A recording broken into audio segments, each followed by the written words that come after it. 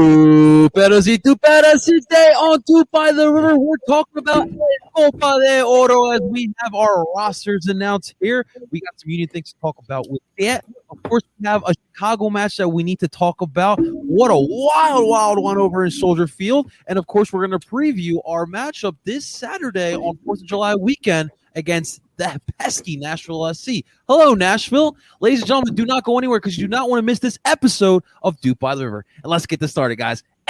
Done.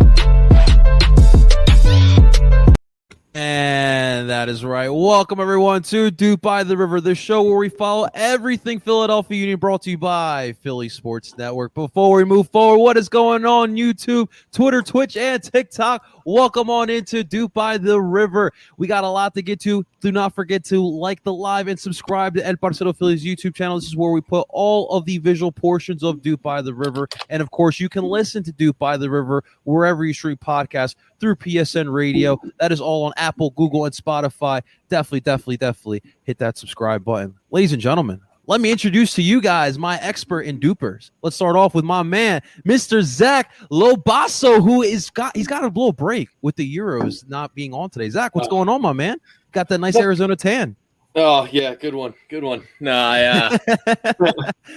I bathe in sunscreen every morning, so I got no color. But yeah, it's you and Jim good. Curtin. Yeah, wait, hold on, Zach. Like Charlize Theron in The Huntsman. The Huntsman. You literally took a bath full of it.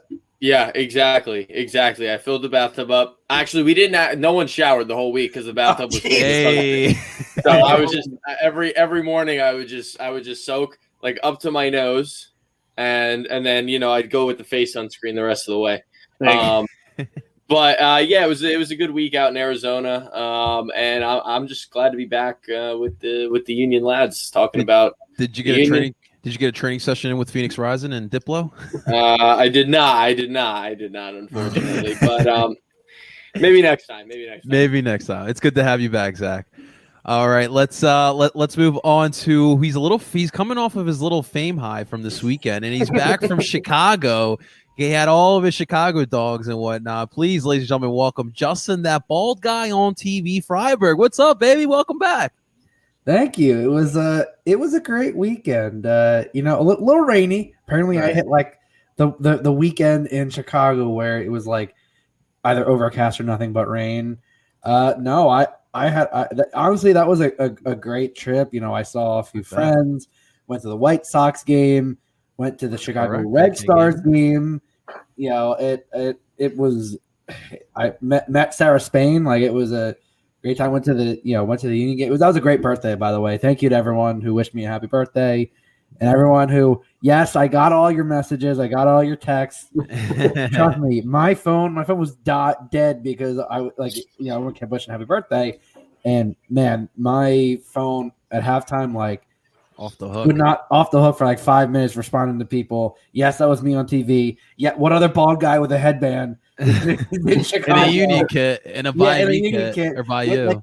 So we were diagonal from the which by the way, that field the Soldier Field is amazing. The field itself was waterlogged. It was a horrible, and we'll get into that. But no, it was a fun time, and I'm looking forward to talking about it because.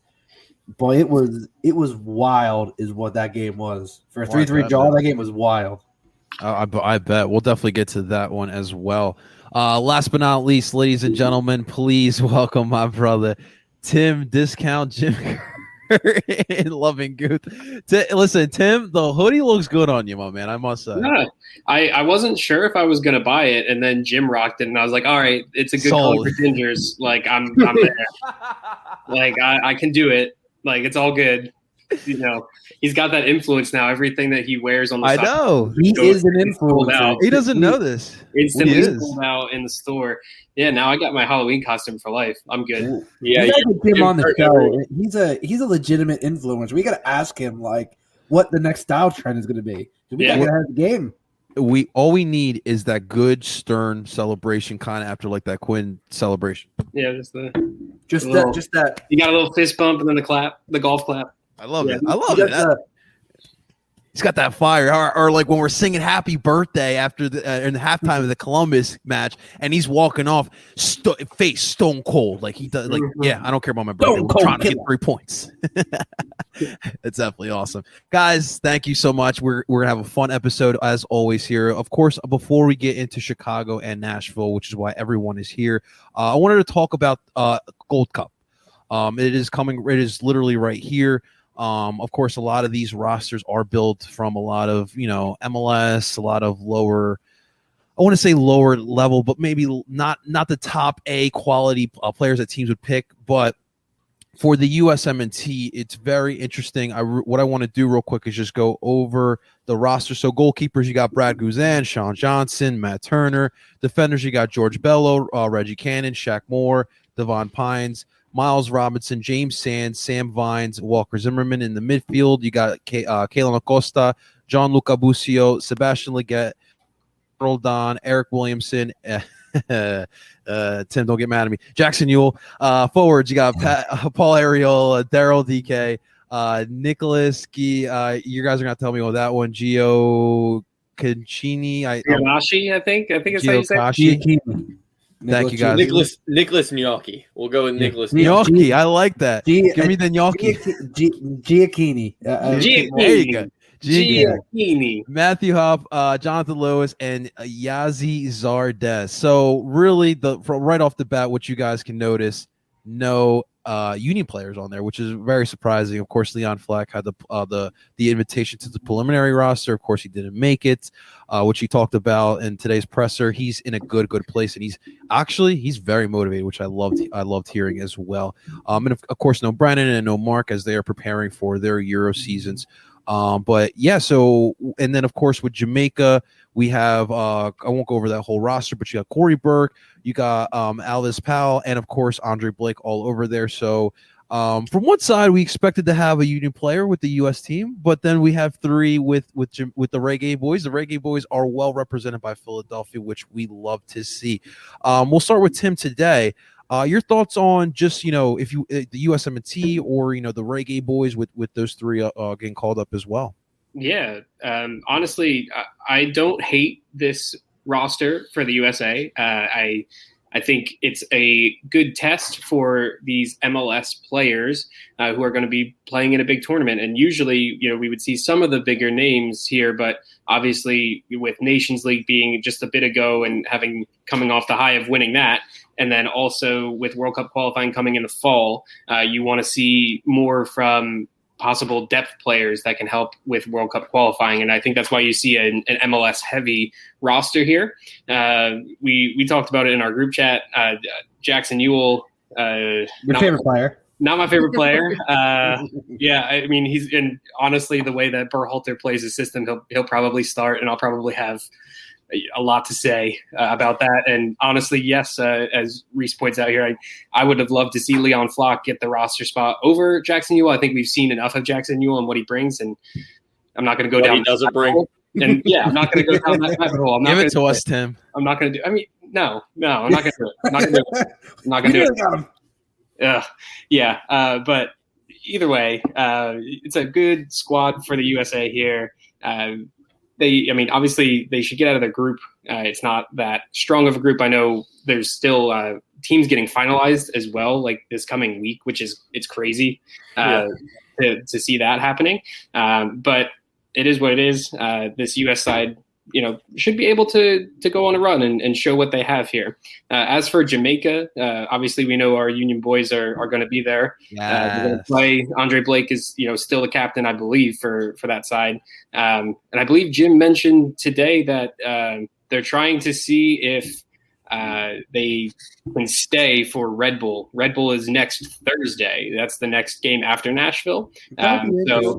So we'll see that, this weekend could be the last we see of Corey Burke, Andre Blake, and Alvis Powell for a while. Not that I think Powell's going to start. I think Bizo will come back in. But, it's a good opportunity for those guys to show out for their national teams. And, we'll see what comes of it with it. Justin, can I ask you? You know how crazy I'm going to get watching Leon Bailey feeding Corey Burke? How you feeling about this, man? It's interesting. I mean, the Jamaica roster, I'm sure it's not anything you wouldn't expect. I think depending on how the formation lines up, we talked about it pre-show. I think realistically they're more of a 4-2-3-1 team. And that's the case. I could definitely see them kind of flip-flopping Bailey and Corey between the wing and the striker. They kind of both played on their side, up top or on the wing for the national team. So it wouldn't surprise me either way. For this U.S. team, it's a decent roster. I will give it that much for an MLS heavy roster, which is what we expected. It's a good roster. I think this is definitely Matt Turner's goal. I think there's no question. Sean Johnson's probably your backup, and you brought in Old Man River, embarrassment to all balls, Brad Guzan, just because he's an MLS goalie. Like Tim Howard's retired, so you're not bringing Nick Raimondo anymore as the third goalie. So you had to bring someone. On the back line, I know Reggie Cannon is in mainly to kind of give as a showcase, because from what I've heard, the whole thing with Lille fell through because the owner of the Portuguese team who's in Boavista, who's also the majority owner of Lille, he sold his shares in Boavista, so that pipeline is kind of dead. So that move fell through, but I've still heard a lot of chatter about Reggie, so I definitely think he'll be playing. I do love though that Atlanta fans are mad that they have to give up Miles Robinson and George Bello because they were so happy when they didn't have to give him up for the Olympics, even though Miles Robinson actually might have helped, even though the defense wasn't the issue there. I think Walker Zimmerman is definitely one of your starting center backs. As for the other, I could definitely see Miles Robinson. I think they'll rotate kind of like they do with John Brooks as the main focal point to see who pairs well next to Zimmerman. If Zimmerman has a good tournament, I can see him maybe pushing his way back. He's kind of that guy that I've always liked as a bit of a depth option, but has kind of fallen down due to the rise of Chris Richards, due to the rise a bit at times of Aaron Long. Obviously, Mark McKenzie started to play a bit better. Miles Robinson's there. So you have a lot of younger talent that started to come through. That midfield, listen, Sebastian Lletget is Berhalter's guy. And like him or not, he actually serves a pretty good role. I'd rather have him as a veteran on the team than like Michael Bradley, let's be honest. Like Lletget's not going to do any one thing amazing, but he'll do several things well, which for one of the guys in the midfield, that's really all you need in that 4-3-3. I'm not very high on Busio. I've made it very clear. I don't think he's worth all the chatter. He has good flashes, but I haven't seen a lot consistently. But everyone hypes him up, so this will be his tournament to see if he really gets any time. And 10th favorite player, Jackson Ewell. I don't know if he's supposed to be the McKennie-like role or he's supposed to be more of an attacking player. With Lletget in that midfield, I have a feeling he's more of the McKennie. Honestly, I think he's supposed to be a player that could come in when Tyler Adams can't play, and that's just not. He's. I don't think he has the kind of distribution that Adams does, but he does when he passes backwards. He does when he passes. For the Gold Cup, he's serviceable. The forwards is where it gets really interesting. My feelings on Giassi Zardes. I'm not really. He's a good MLS striker. I just don't love him at the international level. I hope Matthew Hoppe does get some time. I have seen stuff. We have seen stuff from Giacchini, who showed in a few friendlies, showed pretty well in those friendlies. So that'll be interesting. It's probably going to be a bit of a toss up on the forward line. But I mean, for the most part, who knows how this roster is going to shape up in terms of starting. There's certain positions obviously that'll be pretty set in stone. But no, I'm interested. The Gold Cup is definitely one of those tournaments that doesn't get a lot of respect, even though it's our version of the Euros. Like it's every continent has that thing. I think the Nations League kind of took a bit of the luster away from the Gold Cup itself. But no, I'm excited. It should be a really interesting tournament.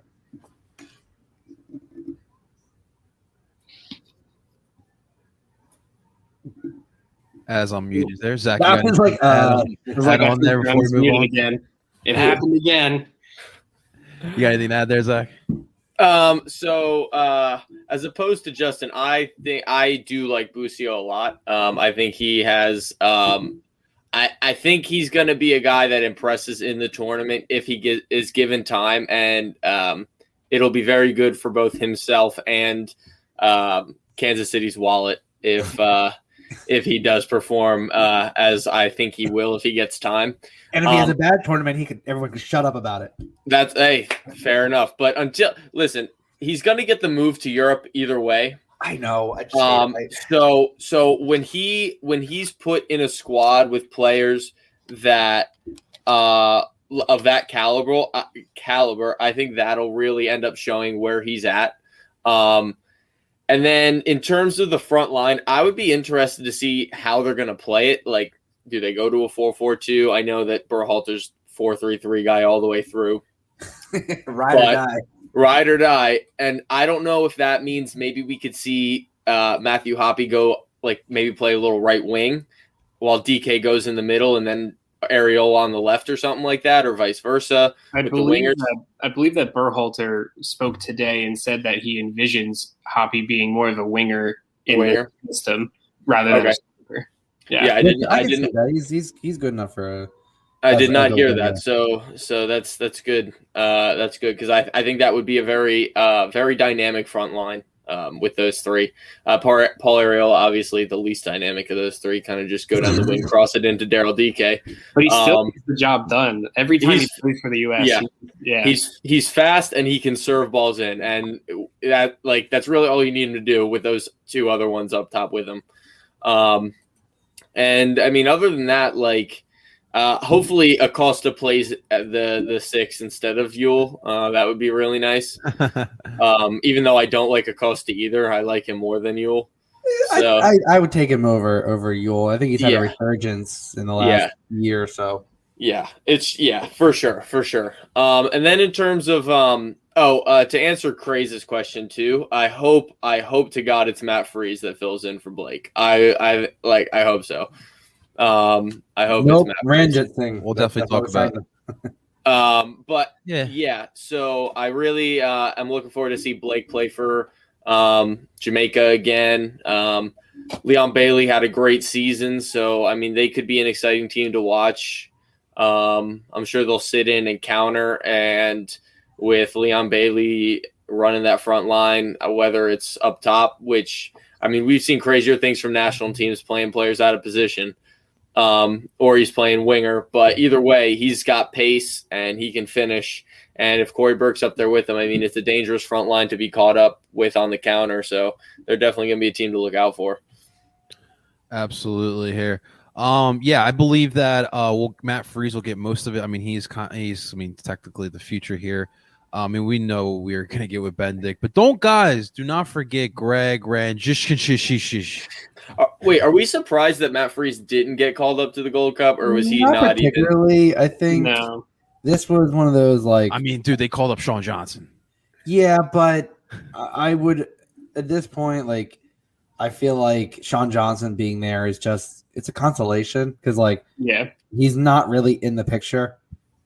At least when you talk about qualifying, it's going to be Stefan, Turner, Horvath. I feel like honestly, it's Matt Turner right now, and then whoever is the backup. I mean, you're probably Johnson. Hopefully, knock on wood, not going to see them at all in any match. So yeah. Now, do you think Jim was kind of like, Greg, like Jamaica's already taken Andre from us. You can't take Matt Freeze too, because that would we would be in some trouble. The funny part is that our fourth keeper, and I always butcher the name too, so I'm not even going to try. Yes, what Justin said. He is Trinidad and Tobago goalkeeper, but he did not get selected either. So, I mean, Wait, was he the goalkeeper when the U.S. lost? I can't tell you because I've blocked that out of my memory. I don't know players were for them on that day. I can't tell you, and I'm not looking. So. I don't blame you. Too. All right, guys, let's move forward here because we do have a match to talk about here. This past Saturday, as Justin saw front and center, the Union traveled up to Chicago for the second time this season, Soldier Field, for a little nighttime match up there at Soldier Field.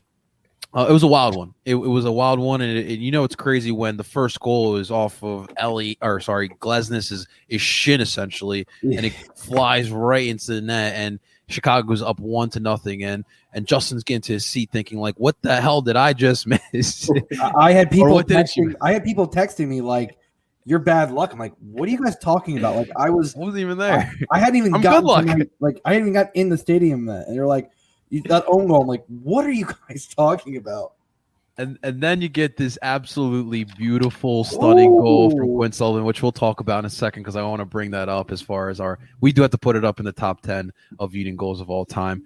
And then you get Corey Burke. Corey Burke is like, if for my Flyers fans out there, he's like a JVR. He just knows how to put the trash in the back of the net. Those little rebounds, anything near the net, he loves to bury that bad boy. So he gets us up 2-1, and then in the second half, oh man, Casper gets a goal. That was nice. So that was a nice off shuttle goal. Yes, that was. I will say it was a nice placement. We'll give him that. He bounces off to Shuttleworth. He made the run. Yes, but you get 2 set piece goals by Chicago, and that would wind up our match 3-3. Now up here, who was it here? I just lost it. Oh, we got a bunch of comments here. Give me 2 seconds. It was interesting that what you guys. Okay, so in my opinion, Saturday's game was surprising. When I woke up and I saw the score and I saw the highlights, I was like, "What happened?" I won't say it was embarrassing. I will say though, if this was later on in the season, let's say like the Union are fighting for 1 seed, Supporter Shield possibly, I'd be upset. But it's the beginning of it's still like we're not even at the halfway point, I would say. In the first shy of halfway. Just at the third. Just at a third of the way through. Right. It is disappointing, but I think Jim put it perfectly. Dude, this is the MLS. Getting away wins, playing away is tough as it is. I'll take this point, and I will say I believe the Union will learn from this performance here. I want to ask you guys, like, how are we feeling? We'll start with Zach on this one. How'd you feel after that match, man? I mean, it's disheartening to defend as poorly as we did, for sure. But although I would like to say that in the beginning of the season, I did say that I thought that Corey Burke would be our leading goal scorer, and right now he is our leading goal scorer. So hopefully he continues that. So I look smarter than I do on our predictions for the season. But that's neither here nor there. The Union are in 4th place, and I said they'd be in 4th place. Again, my predictions spot on. Anyway, the game, yes. So defending poorly, I mean, it is what it is. Some days you're just off it. Like Justin said, he was there. The field was horrible. Oh my God, it was so bad. It's when the field is bad and it's raining. I've said this, and I've had this said to me throughout my playing career. It's a great day to be a forward because things just go in the net. You hit a ball, it skips, it hits some water, gets in the goalie's face, the ball just rolls in. Crazy stuff happens when it's wet outside. On the flip side, we attacked well. The goal that Casper scored, because I'm going to say that Casper scored the goal because he did everything else, was probably one of the best goals I've seen him be a part of, like in his Union career. He did everything right on that play besides, getting credit for the goal. And I mean, Corey Burke, the trash man. he does what he needs to do to score goals. And Quinn had a moment of brilliance in his first real involvement, and it was awesome to see. I mean, so there were definitely positives to take away from the match. Like the guy said, we're a third of the way through the season. So I mean, there's a lot to build on. There's a lot to work on still. Again, it was Stuart Finley's first start. I believe that was a draw, Reese. I'm sorry, that was a draw, not a loss. I know it feels like a loss, but it was a draw. But Stuart Finley's first start, first minutes, I believe. In the MLS, actually. MLS, yeah. So I mean, a lot to build on. And it hopefully it's both like a kick in the tail for the Union to say like we can't do this nonsense anymore, but also like look what we did attacking wise. How can we keep scoring 3 goals a game type of thing? Yeah, I agree with you there. Another point that was brought up here, when Corey goes, I mean, you still have Sergio Santos, which will probably be put into the lineup. But guys, I know Fontana hasn't. I mean, it hasn't been really relevant since the beginning of the season. He did start in that Atlanta match, but you still have Fontana that can play. Wasn't he hurt? I think he was hurt. He's still in concussion protocol, yes. I would hope that by then he'll be fine. Now, obviously, that's just hope. But we still have him. I mean, you guys can probably say better than me. Gazdak, if need be, could fill in that. He can play a 9. Yeah. So if we do need that, so we should be okay there. Justin, how'd you feel after Saturday's match? You were obviously there, so you have a little different perspective than we do. So as Tommy said, it was a lot of walking on Saturday. It was you got your steps in, boy. Yeah. Oh my God, I think I had like 22,000. It was bonkers. So we showed up because of all the rain and the Red Stars game being delayed. We got there about 10 minutes in. So we missed the own goal. I took a look at it. That's an unfortunate. That is like the worst of, like, on a normal day, that ball's going out for a corner. Like that, the way that skipped up that field was, I mean, it was raining all day. That field retained all that water. The ball was sticking in places. It was, people were sliding all over the place. I mean, initially Chicago had definitely a bit more of the play. That Quinn Sullivan goal, my Lord, that was right in front of us. And it honestly was fantastic. I stood there in pure amazement, just like, I think my mouth like dropped. I was just like, what just happened? And just started losing our minds. Corey cleans the trash up as he always does. This season he is a goal poacher, and I definitely think, it's unfortunate. I love that he's going to the goal post, but I definitely think that's one thing you miss is he has that ability just to get into those dirty areas and just get it. He'll slide, he'll get in there, he'll do whatever it takes to get that ball across the line. And, you had some rough set piece defending on 2 of those goals. Casper really does. I mean, he creates that goal. I mean, from the angle we couldn't see. We're like, that ball went in the net. We're like, it has to be an own goal. Could not see. It was so quick we couldn't see the deflection. But in all, is it a tough draw? Yeah, but it's a road draw. I think Stuart Finley looked pretty good, actually. Kind of in that Jack/Mark role of being the quicker of the 2 center backs, being the distributor, being able to – I mean, there were a few plays that I thought, oh, no, Chicago has a one-on-one break. They're making for it. And Finley did not go to ground unless he had to. He stood up. He forced players wide. I mean, there was one – it was a one-on-one, and the guy had so much field. And all of a sudden, you just see Stewart just kind of slowly fade him to the left side of the field, outside the box, steals the ball right off of him and takes it up and just recycles the play. I liked what I saw from Finley. I think throwing. You knew when it was 2-2. You're like, okay. That's when Jim was like, you know what? Let me see if I can try to get a win. Like, if not, it's whatever. And you could definitely see Gazdag and Bizo, and Jamiro. Oh my god, those three are working so well off each other. I mean, Gazdag and Jamiro. There was a few where you'd have, Jamiro leaving a back heel pass, without looking, and Gazdag knew, like, they were on the same page. And I'm curious. I think Gazdag gets the start in the next game. I hope so. But you can see him and Montero.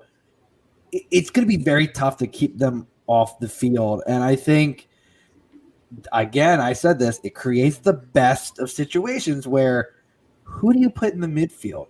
I mean, right now, Bedoya potentially coming back is going to be big. But you have all these options. You have it like, okay, yeah, we're losing Corey and we're losing Andre and we're losing Alvis. But you have so many options. It's like this team hasn't even scratched the surface of what I think they're capable of. And right now, you're around a third of the way in and you're in third place. Yeah. That's not bad at all. I'd say, given the way the season started, right, especially with all the stuff with after Champions League, you had told me third place by the end of June, I would have said, yeah, okay. Like, I would have been pretty set with that. So, not the best of games, but hey, a road point is a road point. Right, you just gotta go. It happens. Let's focus on the next one. Yes, sir. Tim, anything to add on there? You guys kind of covered the match. I will say the one main issue for the Union has been their set piece defending. The Union, as a defensive team, are top 4 in the league. Like stats show it. They allow less than a goal per game. Right. In the last 2 matches, or 2 away matches, I should say, they've allowed 5 goals. And 3 of them were from set pieces. 2 of them were own goals. So that's pretty crazy. And then when you look at what they've done at home too, both of those goals against Miami in the first match, those were set pieces. Really, the only goals that they let in that weren't from lapses on set piece defending were the game against New York City, where you have a red card and it's just a crap fest anyways, and then the 1-1 draw against New England. It's just a goal against the run of play. Those are the only goals the Union have conceded this year. That's right. Only 10 goals.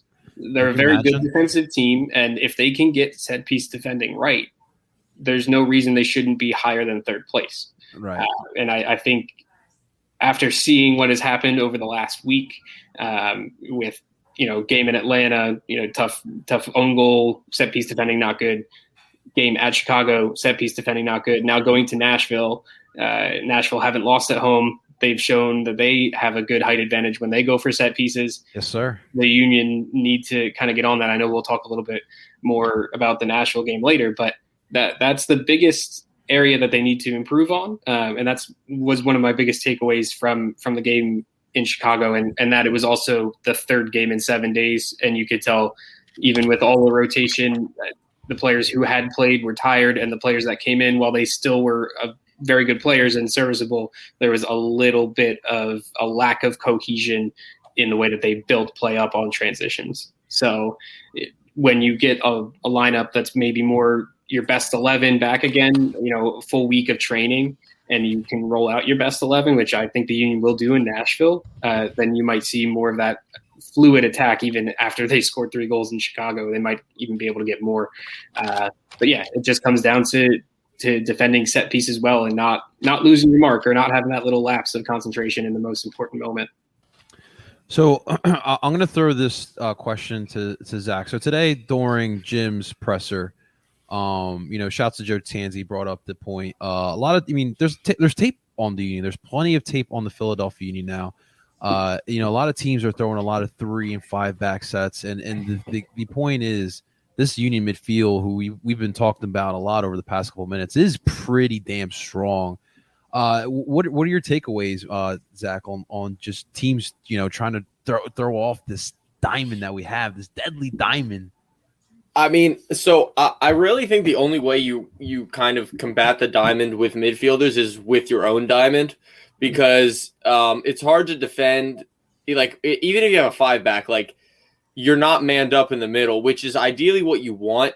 Right. Like, because that's the easiest way to especially if you're pressing, which most teams in the MLS like to do. They like to high press.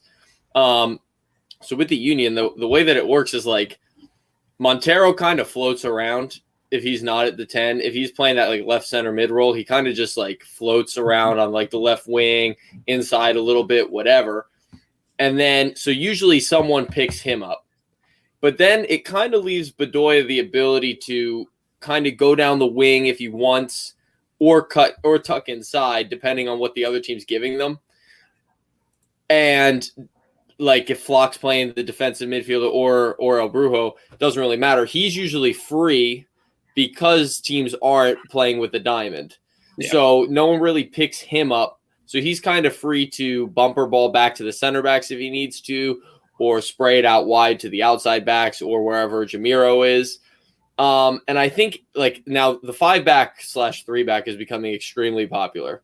And it's because it gives teams so much fluidity and attacking options. But again, it as much as it is difficult to deal with when you're defending, it doesn't really solve the issue of a diamond in the middle, which, like I said, is very hard to deal with unless you also go with 4 in the middle. Like teams will play 4-4-2, but those outside mids don't really tuck in. They don't really like tucking in because obviously that's why they're outside mids. And their job is more so, let me cover Bizo and let me cover Wagner, because if they start making runs, that's my job, not really the outside backs, because the outside backs then have to deal with Jamiro and maybe Bedoya, or if whoever's playing the 10 flares out wide, they have to deal with those guys. So it really does cause issues when you're trying to press and when you're trying to defend, unless you, like I said, man up 1-for-1 in the middle. Those really good points, and we're just going to have to keep figuring it out too. I mean, we do know that Jim can be tactical, flexible, not over the last 2 years really, but we all remember the Jim 4-2-3-1 that was constantly thrown out there before the Ernst Tanner days. That was more of an Ernie Stewart requirement, though. Correct. Yeah. Tim, what I wanted to throw at you, obviously the second goal of this game was an absolute beautiful, beautiful goal. Where do you rank this Quinn Sullivan bicycle?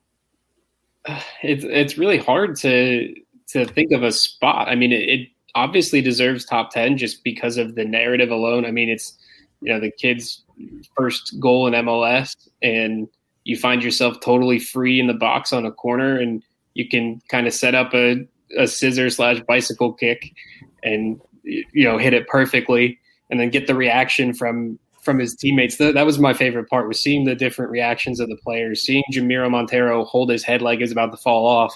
Jack Elliott's jaw was on the floor. Like it was a crazy, crazy moment there. And I would say, I mean, it's top 10. I don't know if I can really rank it over some other goals, like maybe obviously the playoff goal against Red Bull has to be up there. Throwing it back to way back, Carlos Ruiz hitting that ball first time and scoring back when I believe it was 2012. Even Corey Burke's goal against New England might be a little bit higher to secure supporter shield. I think I'm more of a narrative guy, so if it's a goal in a big match, I think it's over Quinn Sullivan, but because it's his first goal and the style of the first goal, I say it's top 10 right now. Okay.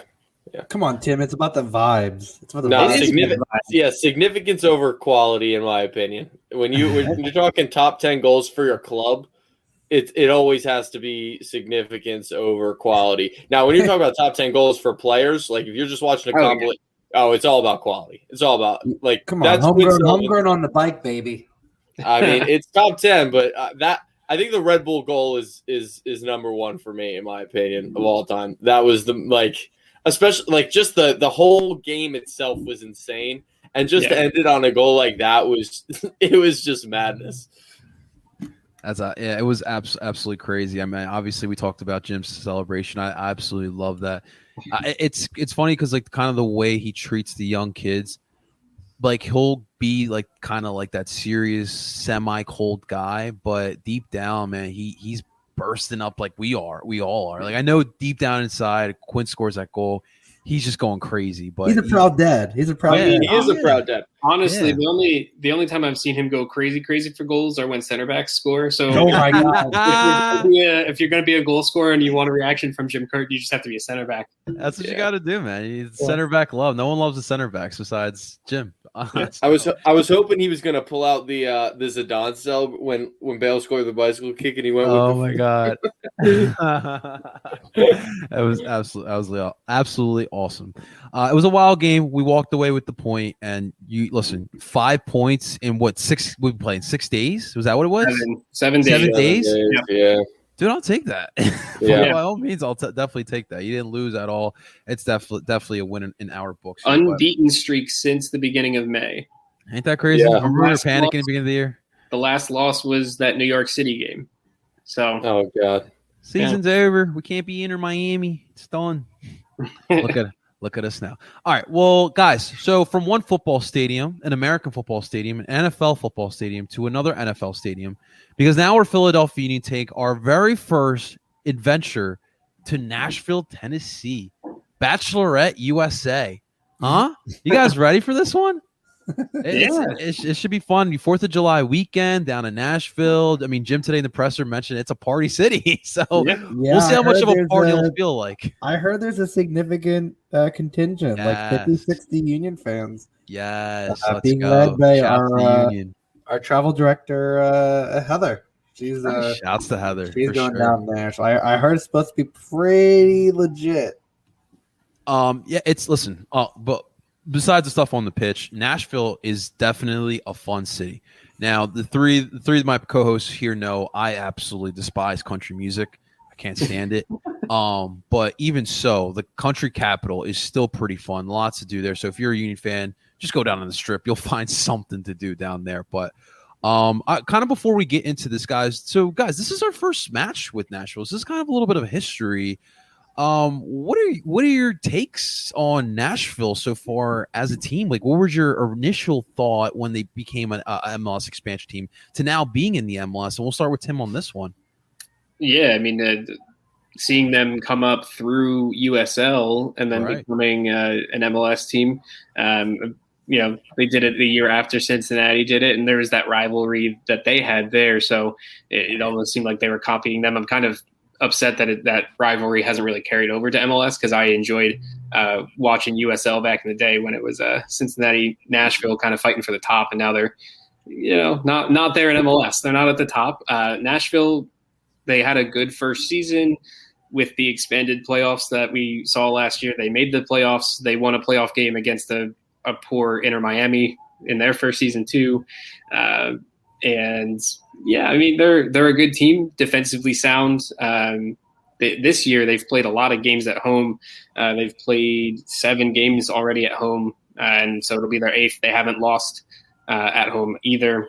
3 wins and 4 draws. So it's going to be a tough match for the Union. But I think the Nashville team right now, being 10th place, kind of middle of the pack, not really looking like they could push for playoffs, but at the same time, it would be lower, that maybe that final seed to get in.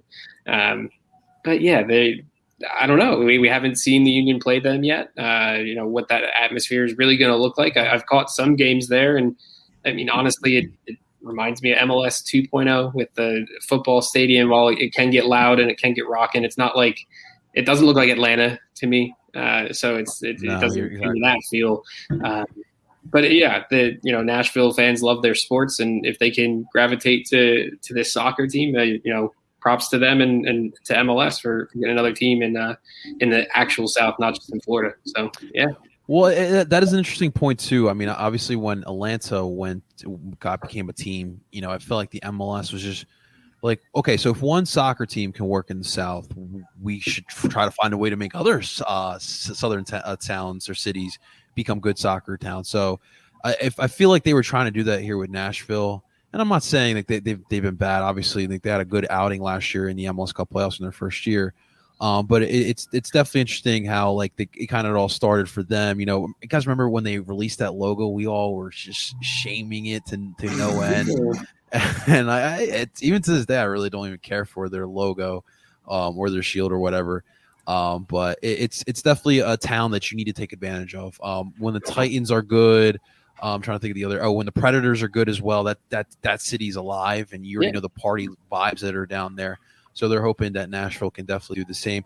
To your point, yes, they need to get out of Nissan Stadium. Like I was for all highlights, dude. The corners, you see the Heineken like all blocking off the stands. That's just a bad look. It really is just a bad look. And last year during the playoffs, you're seeing a 30-yard line in a playoff game. Like, I don't want to see NFL 30-yard line, 50-yard lines in MLS Stadium. So I have high hopes as far as making this work. We are getting a tricky business when you're talking about expansion. We got a lot of teams in this league, and we'll see how that can definitely work. Justin, what did you think of Nashville so far come in this league? They definitely have an identity, which is defensive. I mean, they don't give up many goals. They also don't score many goals. Like that's it. It's the teams like that live on a very fine margin. That you're like if they're down say 2-0, they've shown that they can come back from that. At least this season, they've been scored on early.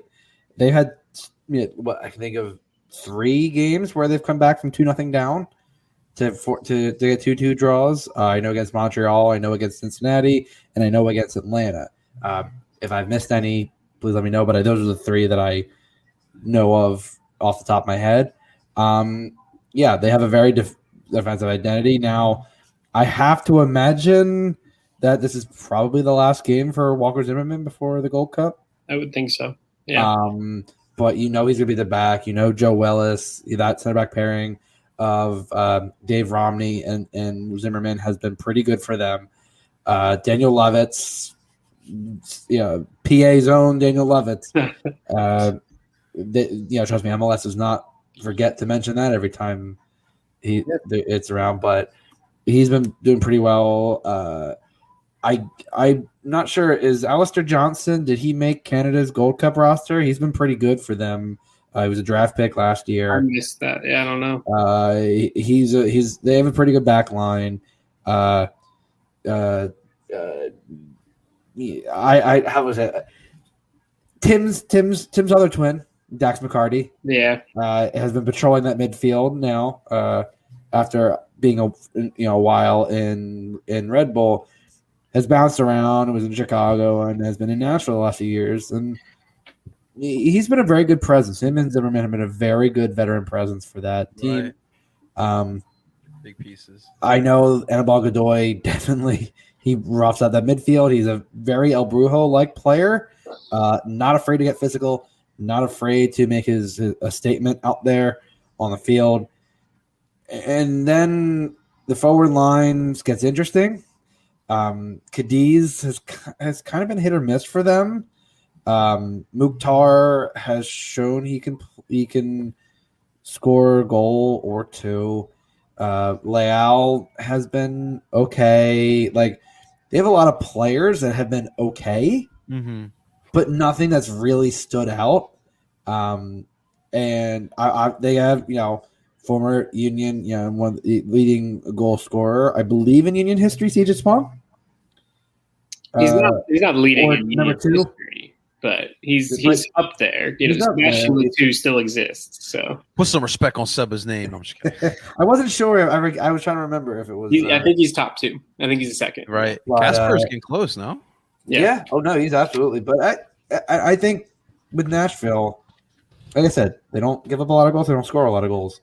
So they operate, again, very fine margins. So it's going to be a very defensive battle. It's going to be a very ugly battle. And I'm kind of curious about how, it's going to be which team gets that counterattacking goal. I think that's how, I know Nashville likes possession, but it's both teams are going to kind of be set, and I'm curious which defense breaks first, if at all. Yep. Absolutely.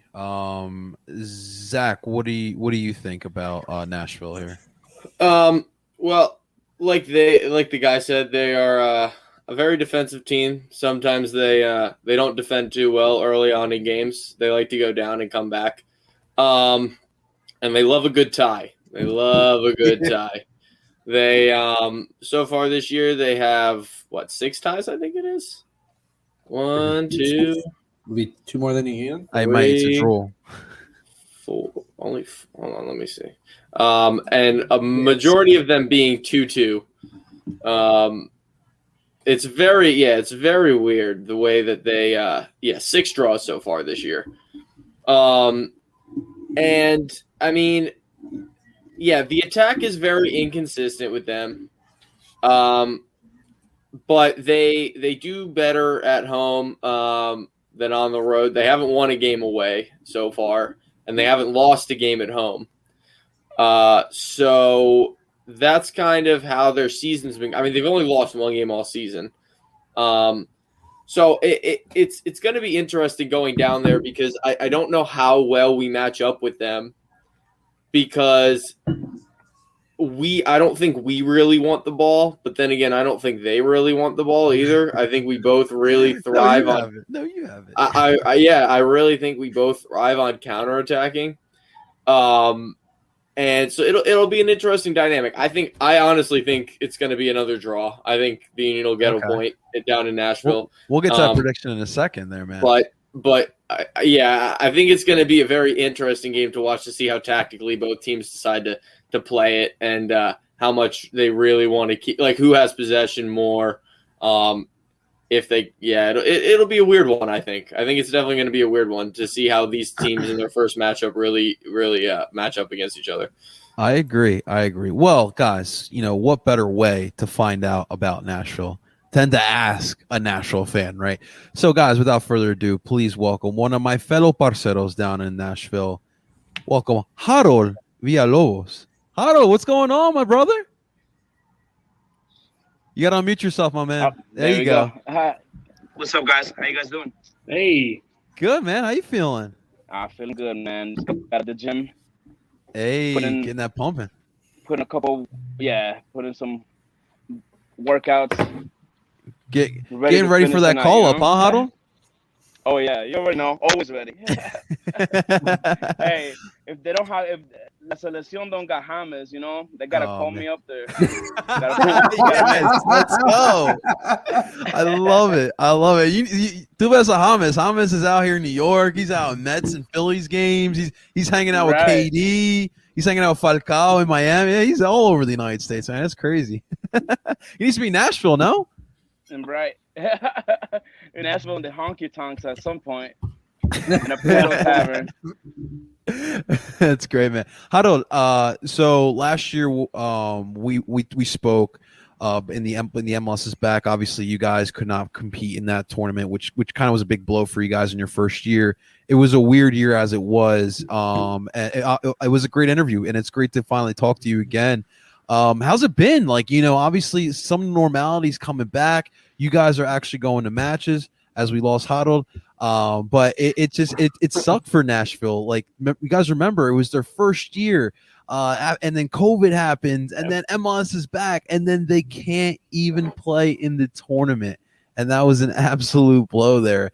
I would have loved to have seen Nashville in the MLS is back tournament, especially how crazy that went there. But as Harold is back now. Harold, how's it been in Nashville matches now? How's the vibe now? Now things are a little bit normal. Oh man, what a vibe, man! It's pretty amazing. I mean, it's been. I mean, I'm not gonna say we're packing the house because we're in the Nissan Stadium, the Titan Stadium, and it's 70,000 people, right? But I mean, we're consistently getting up to 20,000 people in there. That's good. The back line just crazy atmosphere from the get-go right before the game. The tailgates have been amazing. Just whole great vibes all around. You know. How's the city accepted them, or how they reacted toward them? You know, at first Nashville's weird with sports, right? With Nashville, we tend to be skeptical at first, like how we did with the Predators. And as the city gets to know the team and pays a little more attention to them, the love for the franchise starts growing, right? But we already had this team before in USL, so there was already like a kind of like a stepping stone on the supporters, just vibes over here, and we just picked up from that. The city, I mean, everywhere you go now, you'll see something Nashville SC. It's pretty crazy. I mean, that's good to see. Would have never thought about this, like how crazy the city has accepted the team. It's been great. That is awesome, man. That is what you want to hear for sure. What are your takes on this team this year in 2021? What's been good? What's been bad? How you feeling? So, it's been a weird year, right? Just with the performances, almost the same thing as the beginning of last year. Lackluster in the offensive side. Just stout defensively, I would say, but how would I say this? We're not lackluster offensively, right? We're just not putting the goals inside the net. We create the most chances. I think we're second in the league right now, creating chances, right? Something crazy like that. Like you're number one in creating big chances, but also number two in missing those chances. Right. I mean, and I think you guys are towards the bottom in creating, but maybe top in actually scoring those chances, right? So so something like that, right? So it's kind of a bit of a tell two teams this weekend, right? And it's gonna be great. It's gonna be a great showing. I think with Nashville, just we need to start winning games off break. We need to be the one scoring first. After Nashville scores, if Nashville's ahead, we don't let that lead go. And that unfortunately doesn't happen too much, right? We are always playing from behind, and that forces us into maybe taking all these chances, and just the quality and finishing just hasn't been there. I think that the fight in this team has been tremendous. I mean, all these comeback victories and mostly draws, right? Right. It's gotta start somewhere, Hado. Pretty amazing, yeah. We gotta start somewhere. A lot of draws, a couple dubs, you know. One loss that speaks a lot of the team, you know. Like even when we're down, we're willing to make that up and take that point away. It's been a roller coaster for sure. And not only that, but I mean, like the comebacks have a lot of these goals have come in just right at the end. I mean, last 2 minutes, it's been crazy. Noted. We have to play a full 90 minutes. We'll let Jim know that one for sure. Right. Lastly, what do you think is going to happen on Saturday night? Give us your thoughts and your prediction. Oh, I mean, I honestly, I think it's going to be a shootout. I think really, Philly, I think Philly comes in, gets to that diamond, right? So I think it's just going to be pretty crazy. I think the attacking for Nashville, I think it's going to score twice in the first half. And then there's going to be a comeback, a Nashville-esque comeback from Philly, like that did last week, right? It come back to 2-2. Nashville wins it right in the 96th minute. Goal from Walker Zimmerman. Let's go. At least he didn't say CJ Sapong, because I don't think I would have been a dagger in our heart. CJ gets the brace in the first half. Oh, jeez.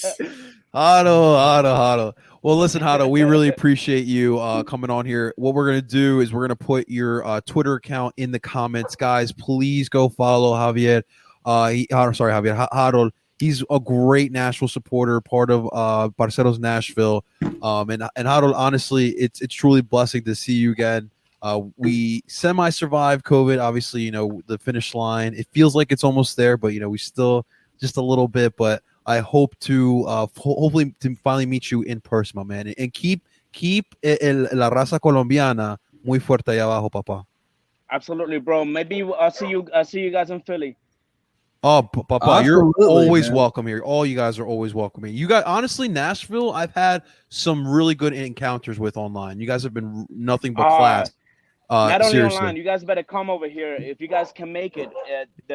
Our tailgate is open to everyone. We'll let them know. Yeah. Hey, I got nothing but love. I got some airline credits to use from last year. Hey, come by, hit me up, man. How do we have a good contingency going down there. 60, right? Yeah, Justin? like 50, 60 people. Yeah, it's supposed to be pretty. From what I've heard, Awesome. It's supposed to be pretty big. Give them that Southern hospitality, but not in 90 guys. minutes though. Yeah. Harold, until next Thank you guys time. for having me. Of course, Absolutely. thank you. Thank you guys. See you guys. Harold from Parceros Nashville. It's great talking to him. All right, now to you guys. Now to you three knuckleheads. Zach, give me the prediction. You started alluding to it, but give me your thoughts on the match. Yeah, so like I said, I think it's going to be kind of a feeling each other out kind of game. See how each team wants to play against each other. I think it's going to be 1-1. I think that I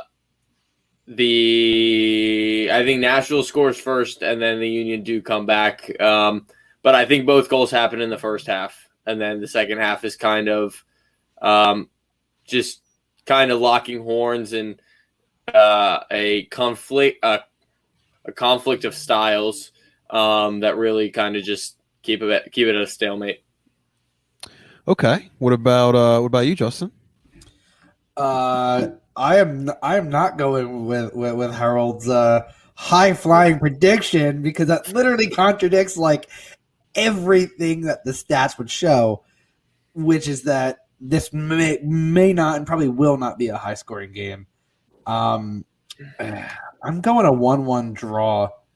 It's going to be a very ugly game. I don't have any confidence that this is going to be a knockdown, drag out.